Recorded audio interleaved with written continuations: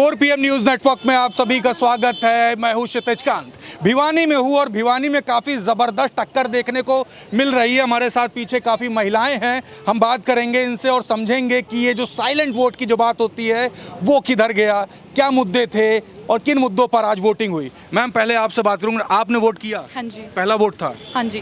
क्या दिमाग में चल रहा था वोट डालने से पहले? सबसे पहले तो एजुकेशन और डेवलपमेंट, और उसके बाद मेरे को तो मतलब भिवानी में एक सेफ्टी का भी चाहिए, क्योंकि अभी अच्छे से कोई पुलिस है ही नहीं, कुछ करती नहीं, लड़कियां निकलती हैं कुछ भी कह के चल जाते हैं लड़के। और सेफ्टी की आपने बात की, बेटी बचाओ और बेटी पढ़ाओ का नारा आपके हरियाणा से दिया गया। बेटियां सक्षम है वैसे। हाँ।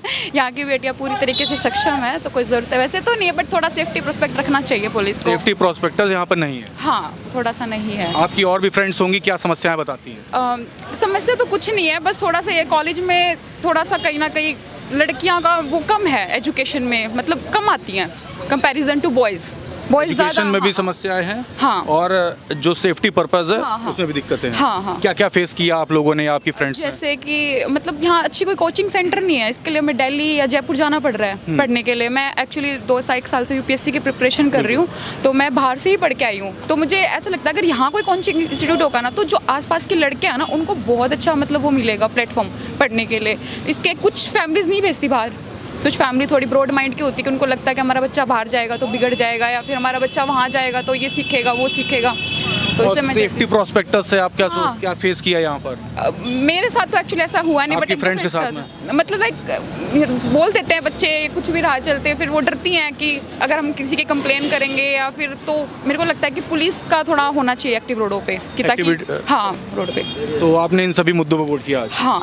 देखिए काफ़ी सारी बात बोली। आपकी एज कितनी हुई? 22 ईयर्स एज है और यहाँ से बाहर पढ़ने जाना पड़ता है। एजुकेशन चाहती है, एजुकेशन की जो पॉलिसी है वो मजबूत हो इनके भिवानी में। आपका नाम मैम क्या हुआ?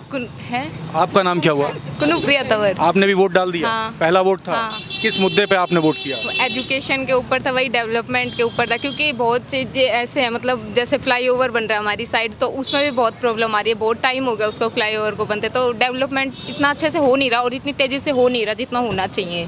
तो 3 बार से यहाँ पे आपके सिटिंग विधायक भी रहे और डबल इंजन की सरकार रही, कुछ आपको इफेक्टिव मुद्दे नहीं दिखाई दिए? सेंटर के लिए मैं नहीं बोल रही, सेंटर में बहुत अच्छा है। सेंटर स्टेट में दिक्कत है? स्टेट की थोड़ी सी दिक्कत है, एक बेरोजगारी की है, नौकरी में बहुत पंगा हो रहा है। सीटी लगाया मतलब लागू किया था, उसके बाद पेपर ही नहीं हुआ, एक बार पेपर होके रह गया, उसमें भी बार बार में डबल वही चीज़ें हो रही, ग्रुप डी में निकाल रहे, कभी वो कर रहे हैं बच्चे, तो वो प्रॉब्लम्स होती हैं, बच्चों को फेस करनी पड़ रही है अभी। जमींदार समस्या एजुकेशन को लेकर। जी, जमींदार के बालक मुश्किल था ये पढ़ाई, इवन नौकरी को ना इवन का ब्याह करा नौकरी करा जमींदार आदमी।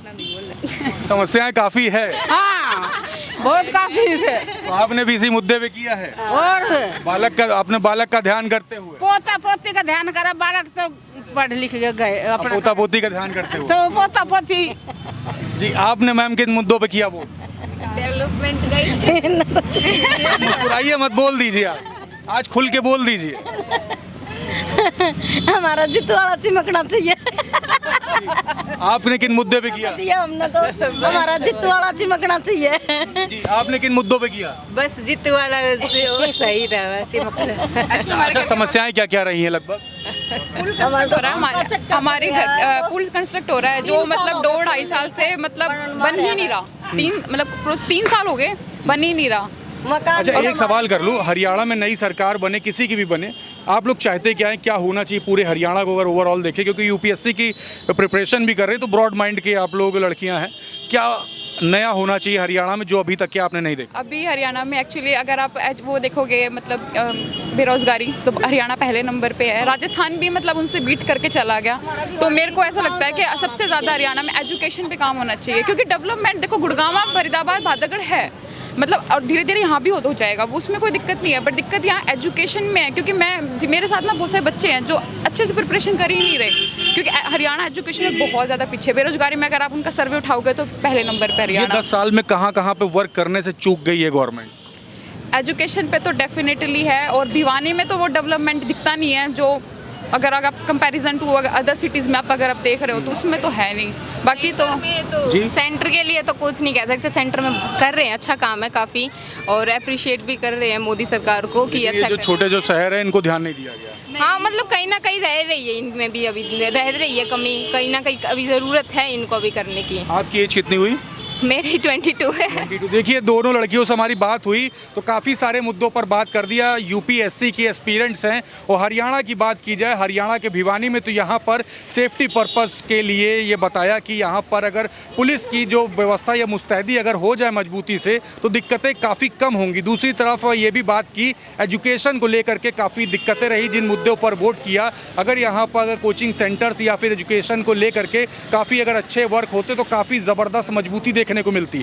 लेकिन बड़ी बात यह है कि आज लोकतंत्र का पर्व का आखिरी दिन है, वोटिंग लगातार हो रही है और आप देख रहे तमाम उन मुद्दों पर वोट हो रहा है जिसको हम पिछले 3 महीने से लगातार खंगाल रहे थे। उसमें नए मुद्दे भी निकल करके आ रहे हैं और ये मुद्दे भी काफ़ी अहम थे। पहली बार वोट डाला है और पहली बार वोट एजुकेशन पॉलिसी और सेफ्टी पर्पस को लेकर के हरियाणा से ही बड़ा नारा दिया गया था, बेटी बचाओ बेटी पढ़ाओ का, और जो पूरे देश भर में चलता रहा। और हरियाणा की ही बेटियों से बात हो रही थी। क्या कुछ कहा आपने सुना? कमेंट बॉक्स में आप भी लिखिए आपके क्या कुछ मुद्दे हैं और किन मुद्दों पर आपने वोट डाला, कौन सी नई सरकार देखते हैं और नई सरकार में क्या कुछ देखते हैं, ये सभी कुछ लिखते रहिएगा और जुड़े रहिएगा 4 PM न्यूज़ नेटवर्क के साथ। मैं हूं क्षितिज कांत, कैमरा पर्सन शुभम के साथ। धन्यवाद।